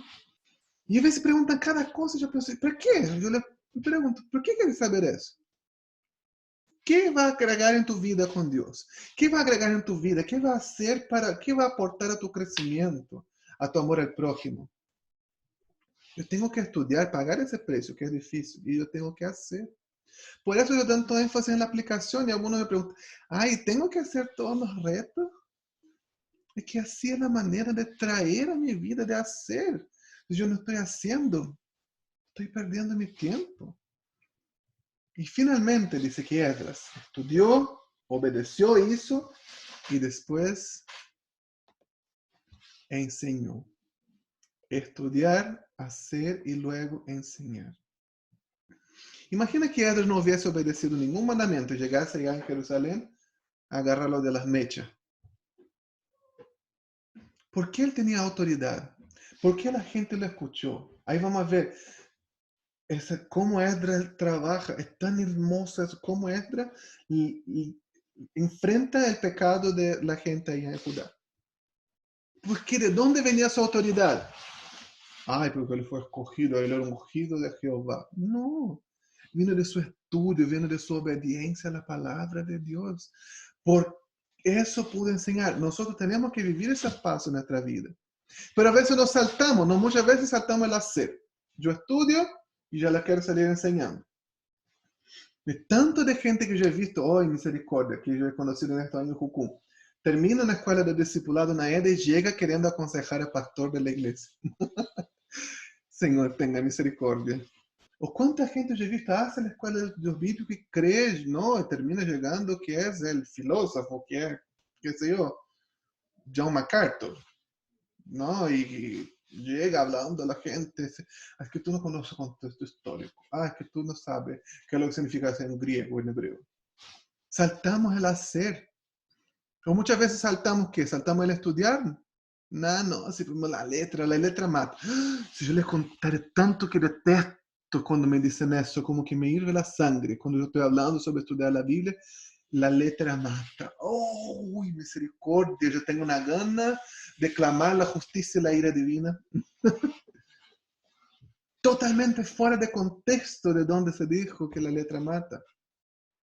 Estudiar, hacer, enseñar es un proceso. Y vimos que la vida piadosa, el compromiso de Esdras transformó su nación. Es un proceso que hay que hacer, que hay que vivir. ¿Cómo haces tú en tu vida? ¿Estás viviendo esos 3 pasos? Ahora estamos estudiando, ¿no? Es difícil, está siendo difícil.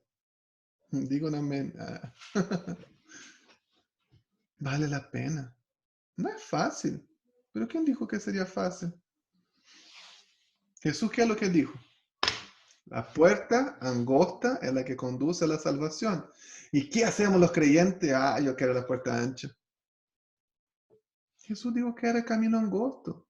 No es, yo quiero que sea fácil, yo quiero que la vida sea fácil. Bueno, anda entonces camino ancho.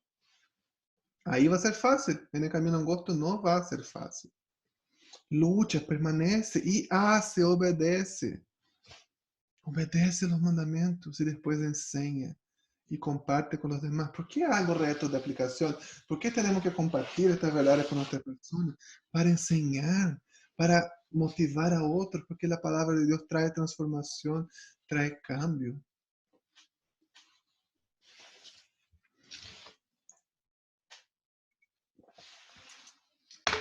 ¿Qué más tenemos de Esdras? ¿Cuál fue el propósito de su retorno? El propósito fue, no, el templo ya estaba edificado, fue restaurar el culto a Dios, las prácticas de la ley y además amoblar el templo. Vemos que él trajo muchas cosas, mucha ofrenda que el rey mismo dio para amoblar el templo. Recuerda que el templo era un templito así como rasca comparado al de Salomón. Entonces fue, llevó oro, llevó plata para hacer mobiliario para el templo, para traer más levitas, más sacerdotes, para que la adoración a Jehová se llevara a cabo mejor. Y ese era principalmente su propósito, ¿no? Enseñar la ley y seguir hermoseando, amoblando el templo. Y el rey, de hecho, le da un decreto que le da rey que las provincias mismas deberían sacar el dinero de los impuestos. De la provincia más allá del Éufrates.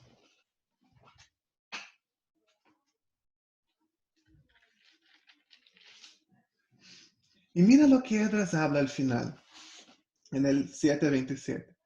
Alábele al Señor Dios de nuestros antepasados, que hizo que el rey deseara embellecer el templo del Señor en Jerusalén.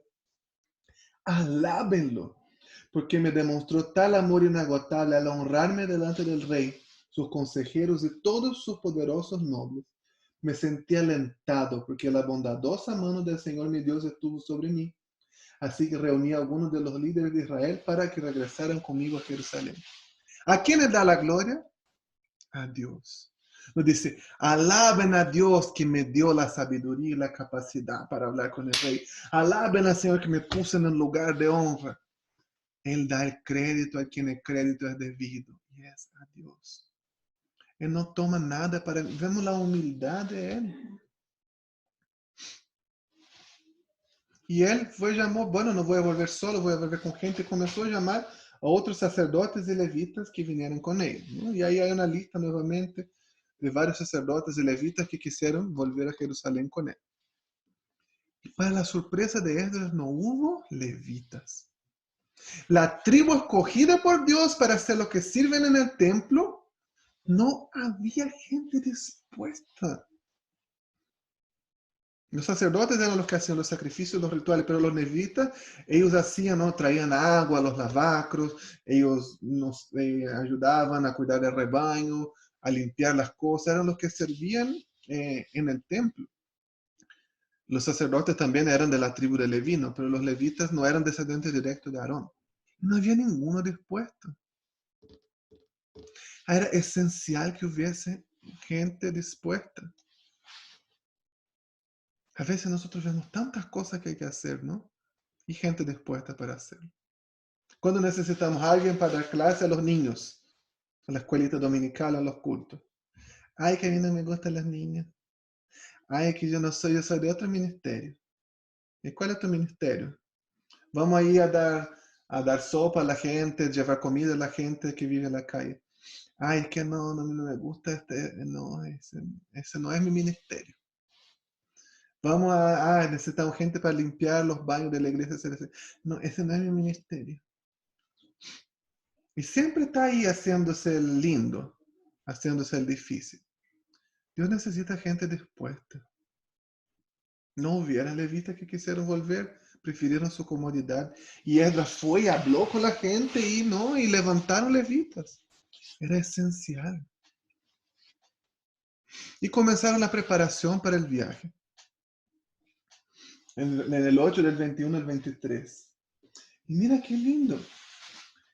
Ahí junto al canal de Ahava dio órdenes que todos ayunáramos y nos humilláramos ante nuestro Dios. En oración le pedíamos a Dios que nos diera un buen viaje y nos protegiera en el camino, tanto a nosotros como a nuestros hijos y nuestros bienes. Él prepara este viaje encargándole al Señor. A pesar de las bendiciones, inigualables que Dios le había dado a Esdras, Él nuevamente le pide que los proteja, que los ayude en su camino, ayunan, oran.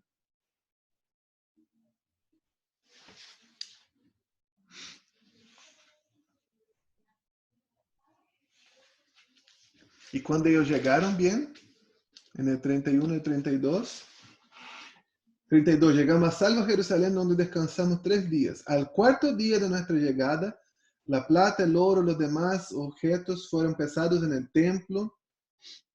Y en el 35, luego, los desterrados que habían regresado del cautiverio sacrificaron ofrendas quemadas al Dios de Israel. Lo primero que hace al llegar es ofrecer sacrificio.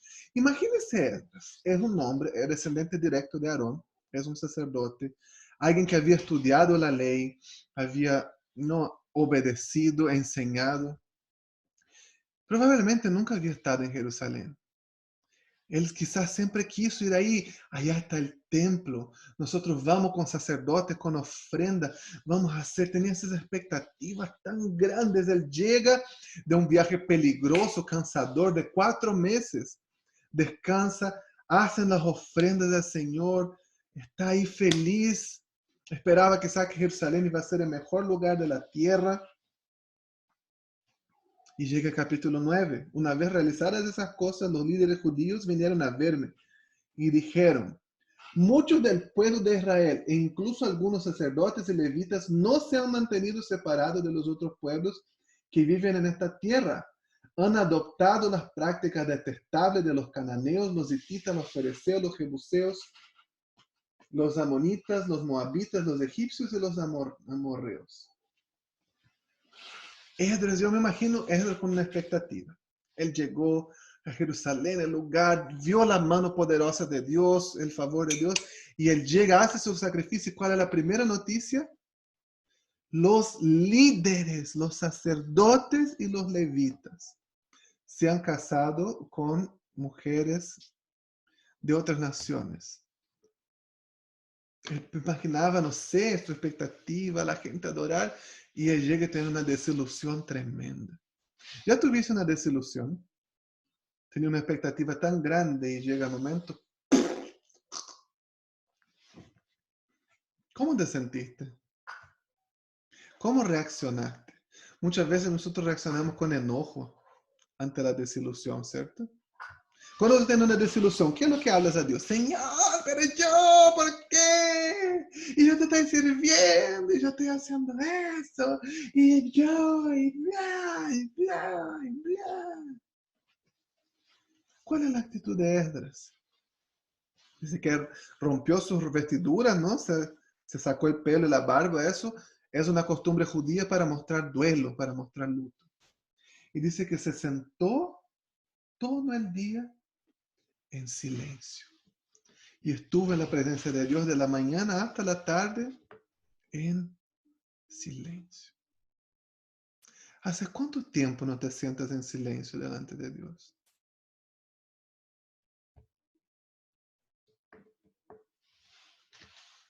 Él se sentó en silencio y no dijo nada.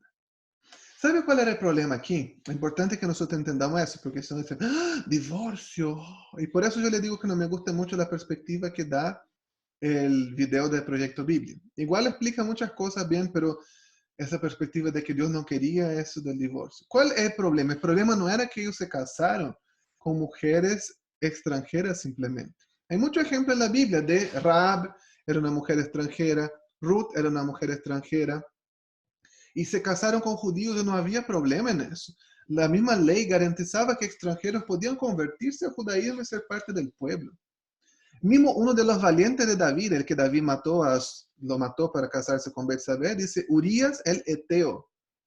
Urías no era judío, era un extranjero que se convirtió y se casó con una judía y era parte de los valientes de David, era parte del pueblo. El problema en sí no era que eran extranjeras, el problema está en el versículo 1, porque se casaron con ellas y han adoptado las prácticas detestables de los cananeos, los hititas, fereceos y etc. El problema no era simplemente que se casaron con esas mujeres. El problema es que se casaron y trajeron probablemente los dioses de ellas. Quizás estas mujeres podían hasta ser samaritanas, semi-judías.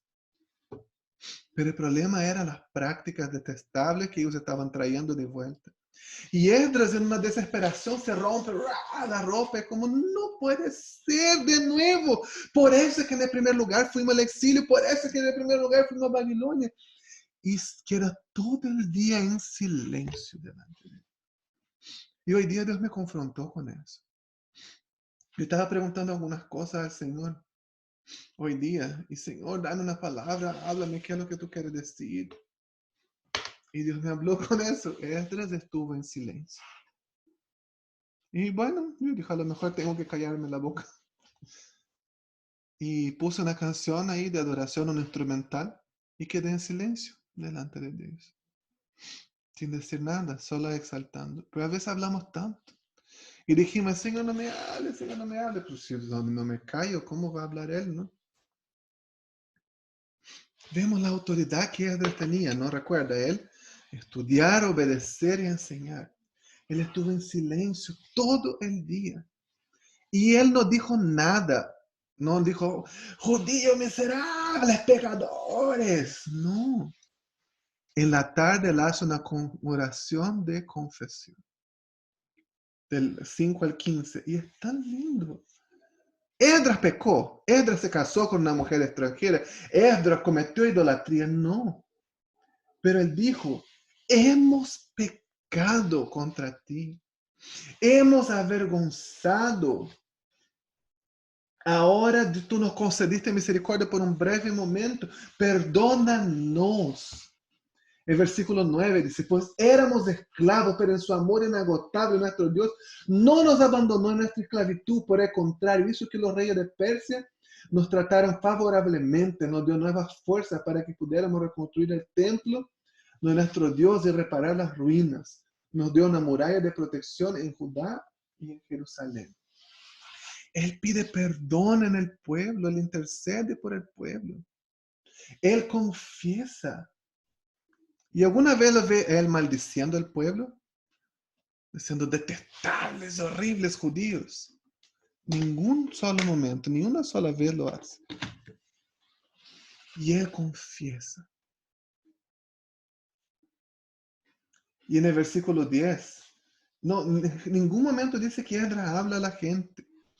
Y en el versículo 10, del 1 al 5, Esdras aún no había dicho nada.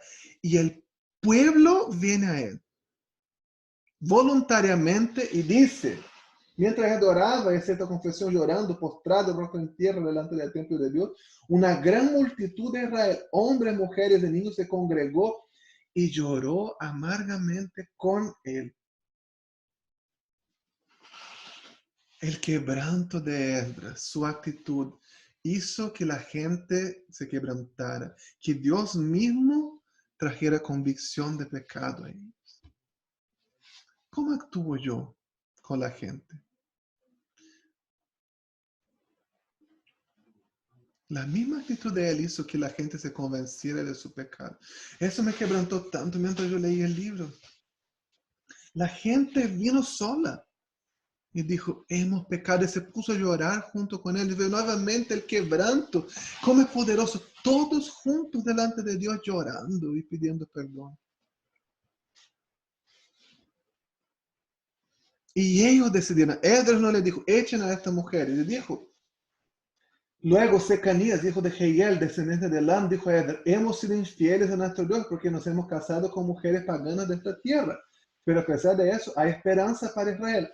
Hagamos ahora un pacto con nuestro Dios, mediante el cual nos divorciaremos de nuestras esposas paganas, las cuales echaremos de aquí junto con sus hijos. Seguiremos tu consejo y el de los demás que respeten los mandamientos de nuestro Dios, que se haga todo de acuerdo con la ley de Dios. Es un texto polémico, ¿no? Donde dice, le estamos diciendo que se divorcie. Esdras no les mandó divorciarse. Ellos estaban llorando junto con Esdras. Y ellos tomaron esta decisión.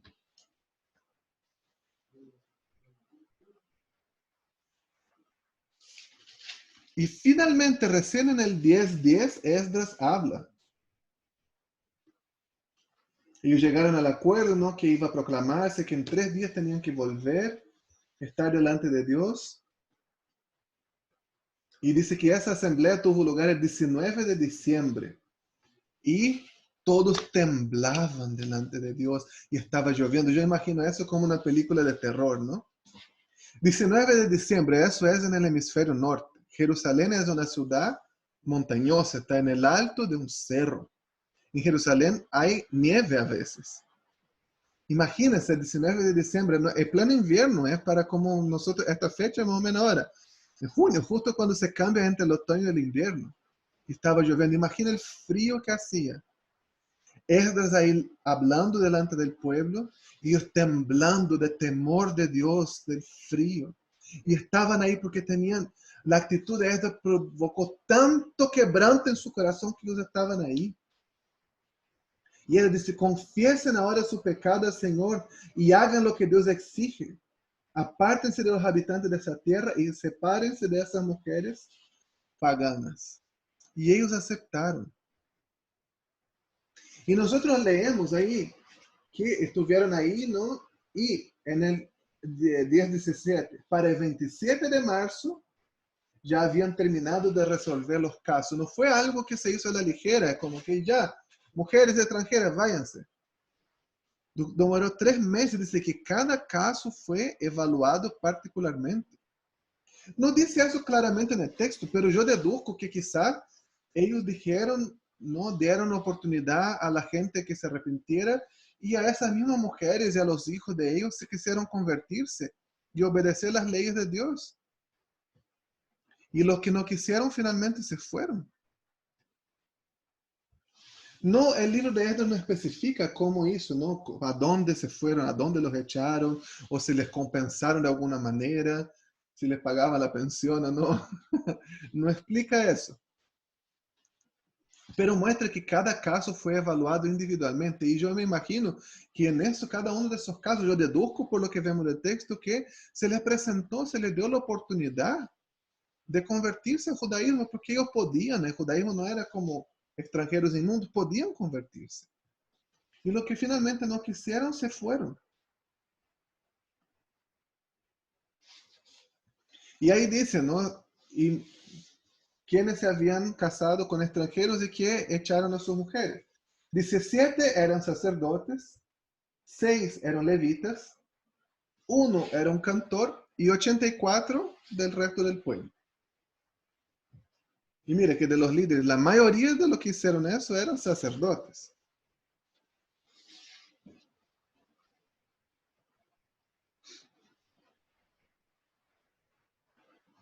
Vemos el compromiso que ellos tuvieron, no realmente de dejar el pecado y hacer lo que Dios les exigía. Mantenerse en integridad. ¿Qué es integridad? Es que tú haces lo mismo que tú dices, lo mismo que tú predicas, lo mismo que tú enseñas. Y para terminar, el libro termina, ¿no? Es casi como en un punto suspensivo. ¿Por qué? Porque ahí después viene la historia de Nehemías. No lo estamos estudiando ahora, pero tú lo puedes leer y ver cómo concluye la historia. Y si pensamos en la aplicación, ¿no? Ya hablamos varias cosas de aplicación. ¿Tú quieres el favor de Dios a tu vida? ¿Tú quieres la bendición del Señor? Nosotros tenemos un ejemplo ahí de un padrón a seguir como el de Esdras. ¿Cuántas verdades atemporales podemos sacar ahí en el padrón de estudiar, hacer, luego enseñar? Su liderazgo de poner todo lo que hace delante de Dios, ayunar, pedir la protección de Dios, no condenar a las personas, confesar el pecado. Tú quieres el favor de Dios en tu vida, busque la integridad. A veces uno piensa, y muchas iglesias dicen así, ¿no? Y condenan a las personas, y como que la integridad es casi la ausencia de pecado. No es eso. No es que tú nunca más vas a pecar, pero es buscar la integridad, es tomar decisiones difíciles, es quizás echar personas de tu vida, es quizás perder dinero.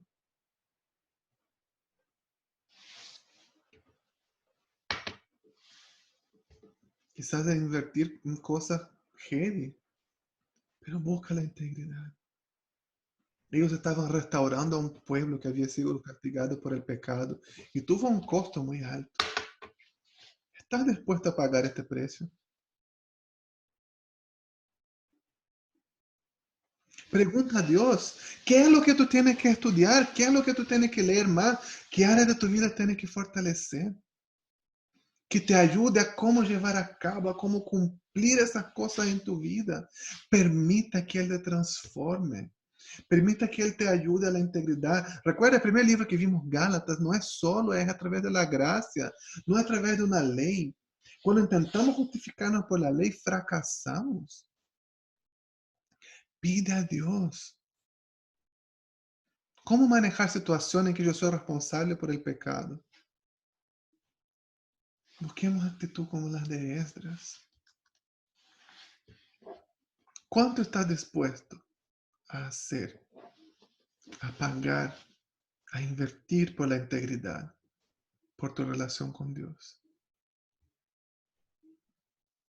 Muchas veces hay gente que quiere, que Dios me bendiga, que Dios me provea, pero no está dispuesto a pagar, a invertir nada.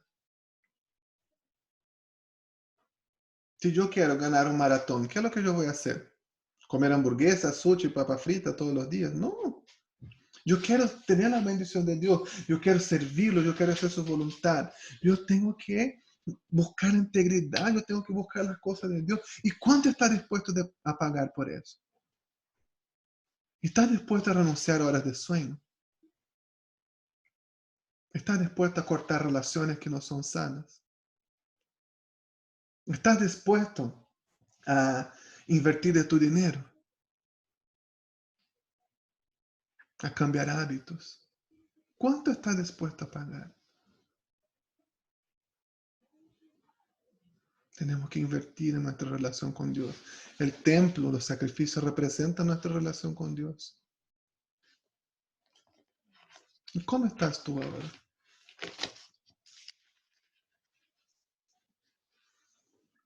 Hermanos, vamos a orar para terminar. Quizás el Señor Te está llamando como Esdras, como Zorobabel, a una tierra en ruinas donde tienes que reconstruir. No es una tarea fácil, pero Él va a estar contigo. Él va a fortalecer. Él prometió, ¿no es cierto?, que está con nosotros todos los días hasta el final. Aprendamos con este libro a orar, a poner las situaciones delante de Dios, a humillarnos, a confesar, a buscar, estudiar, hacer, luego enseñar, a confesar el pecado, a tomar decisiones radicales si necesario. Aprendamos con el libro de Esdras que hay un precio que hay que pagar, pero vale la pena. Amén. Señor, yo quiero orar. Quiero dar gracias, Padre, por este libro, Señor, porque nos confronta. Señor, nos muestra tantas cosas, tantos desafíos. Nos desafía a salir de nuestra comodidad, nuestra zona segura. Nos hace pensar, analizar. Nos confronta, Señor. Nos ayuda a tener la actitud de Esdras, de inquirir tus mandamientos, tu ley, pagar el precio para ello, obedecerla, humillarnos, postrarnos delante de ti, no hacer nada de nuestras fuerzas, solos, tomar decisiones radicales y vivir una vida de integridad para honrarte y para agradarte, Señor. Ayúdanos, Padre, en el nombre de Jesús. Ayúdanos, fortalécenos. Que seamos constructores y edificadores contigo. En el nombre de Jesús y para la gloria de Jesús, hay en nosotros constructores y edificadores como Esdras, Señor. En el nombre de Jesús. Amén. Amén. Quería terminar también diciendo que vemos que fueron muchos desafíos, pero vemos también que la mano de Dios siempre estuvo poniendo el favor de los reyes de Persia, abriendo caminos, trayendo provisión, y eso es lo que Él hace. Amén. Que el Señor los bendiga mucho. Puede activar tu micrófono para que nos despidamos. Y mañana yo voy a enviar el trabajo de Esdras. No lo voy a enviar hoy día porque hoy día tuve todo el día frente a la computadora. Y estoy un poco cansado. Me duele la espalda. Entonces mañana en la mañana les envío el trabajo de Esdras para que puedan ya responder las preguntas y trabajar en eso. ¿Ok? Que el Señor los bendiga mucho y que tengan una buena. Amén. Amén, Amén. igualmente. Gracias. Chao. Chao a todos, buenas noches. Chao, chao, que bendiciones. estés bien. Bendiciones. Para todos. Bendiga a Chao, todos. hijo, te amo. Chao, gracias. Chao, Ivette. Chao, El chao. esposo tuvo confianza, Chao, Cucho. estaba seguro que el Señor Jesús no lo Está hablando Piñera.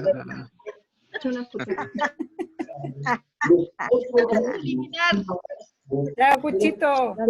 Gracias, Tulio. Chao, chicos. Chao, Cucho.